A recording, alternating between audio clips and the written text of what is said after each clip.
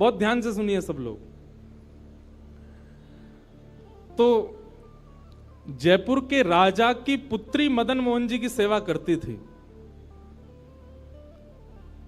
मदन मोहन जी को लाड़ लड़ाती, पूरे दिन उन्हीं को सजाती रहती, उन्हीं का श्रृंगार करती, सेवा करती। राजा स्वयं गोविंद देव जी की सेवा करते और उनकी जो पत्नी थी वो गोपीनाथ जी की, मतलब पूरा परिवार ही तीनों ठाकुर की सेवा करते थे। अलग अलग भवन में, अलग अलग महलों में ठाकुर जी विराजते थे।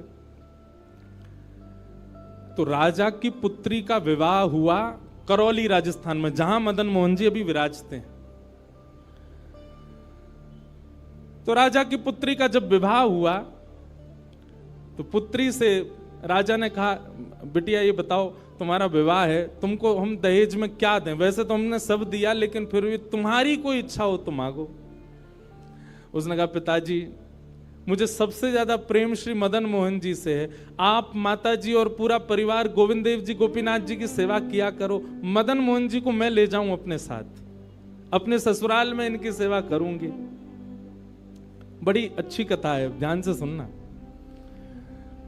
राजा रोने लगा, अपनी पुत्री के चरणों में सर झुका के बोला, मुझे क्षमा कर दे पुत्री, तू जो मांगेगी सो दूंगा, पर ये मेरे हृदय है, मैं इनको नहीं दे सकता। मैं वृंदावन से मुगलों से बचा करके इनको लेके आया हूं। वैसे तो ठाकुर जी को बचने की कोई आवश्यकता नहीं, ठाकुर जी कृपा करके आए हैं जयपुर में राजा के ऊपर, पर इनको देख करके मेरे प्राण बचते हैं। तू जो मांगेगी सो दे दूंगा। पर मदन मोहन जी बोले, पिताजी गोविंद देव जी गोपीनाथ जी हैं ना आपके पास में, मदन एक ठाकुर जी मुझको दे दो। यहां राजा की जिद हो गई, नहीं दूंगा। पुत्री की जिद हो गई कि मुझे तो चाहिए, नहीं तो मैं विदाई नहीं होंगी। राजा की पत्नी ने भी कहा, अब इतनी कह रही है तो आप दे दीजिए ना, हमारे पास 2 ठाकुर हैं, इनकी सेवा हम करेंगे विस्तार से। और वैसे भी मदन मोहन जी की पूरी सेवा बचपन से उसने ही की है। तो राजा ने एक प्रस्ताव रखा। बोले, अच्छा पुत्री एक काम करते हैं। बोले, क्या? मैं तेरी आंख पे पट्टी बांधूंगा और आंख पे पट्टी बांध करके मदन मोहन जी जैसे 7 स्वरूप तेरे सामने खड़ा करूंगा, जिनमें से 6 स्वरूप जो होंगे वो मैं बनवाऊंगा और 1 स्वरूप वास्तविक मदन मोहन जी होंगे। आंख पे पट्टी बांध करके तुझे स्पर्श करके अगर तूने असली मदन मोहन जी को पहचान लिया तो मैं ये मान जाऊंगा कि तू नहीं, ठाकुर जी तेरे संग जाना चाहते हैं। ठाकुर जी की इच्छा पता चल जाएगी। तो राजकुमारी बोली, ठीक है, आप ये प्रयोजन कीजिए।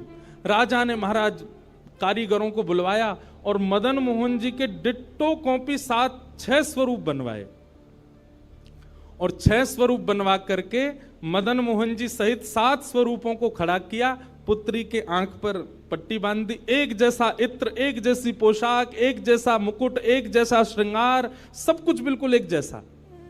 और कहा, पुत्री अब तू इनमें से जो 7 में से पहचान लेगी, अगर असली तेने पहचान लिए तो मैं तेरे संग भेज दूंगा। उसने हाँ तो बोल दिया, लेकिन वो कांपने लगी, घबराने लगी। जैसे ही उसने नेत्रबंद किए तो कथा ऐसी है कि वो रात्रि में जब सोई, अगले दिन परीक्षण होना था, तो रात्रि में जब सोई तो बहुत रोई और ठाकुर जी से कहने लगी, नाथ मैं आपसे बहुत प्रेम करती हूं, मैं आपके बगैर नहीं रह सकती, पर मेरे पिताजी की बहुत जिद है। अब कहीं मैं आपको नहीं पहचान पाई, मेरे तो प्राण ही निकल जाएंगे, विदा होना तो बहुत दूर की बात है।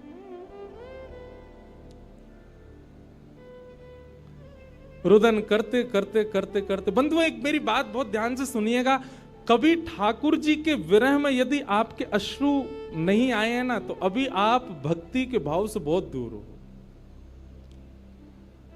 आपको वृंदावन जाना अच्छा लगता है, वृंदावन में घूमना अच्छा लगता है, राधा राधा नाम ध्वनि पर झूमना अच्छा लगता है, कथाएं प्रवचन सत्संग बढ़िया लगते हैं, ये सब एक प्रथम सोपान, प्रथम सीढ़ी है। पर प्रमुख सीढ़ी तो भजन मार्ग या भक्ति पथ की विरह है। अगर वो आपके चित्त में कभी ठाकुर जी के लिए नहीं आया है तो अभी आप बहुत पीछे छूटे हुए हो।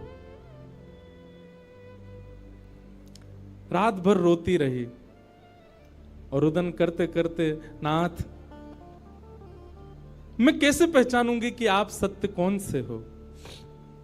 मदन मोहन जी उसके स्वप्न में आ गए और स्वप्न में आकर के बोले, तू चिंता मत करे, तेरो ही मन ना है मो ले जावे को, मेरो भी मन है रो तेरे संग जावे को। अरे जे सब मेरी सेवा तो करें, पर तेरी जैसी सेवा तो कोई करेगो ना, मेरो भी बड़ो मन है तेरे संग चलवे को। तो उसने कहा, तो नाथ कुछ कृपा तो करो। बोले हाँ मैं एक काम करूंगा। बोले कहा, तू सबरे स्वरूपन को जब स्पर्श करेगी ना, तो असली मदन मोहन जो मैं हूं, तू मेरे हाथन को स्पर्श करियो। तो हाथ कैसे? ऐसे। ठाकुर जी त्रिभंग लली ठाकुर जी हैं, तो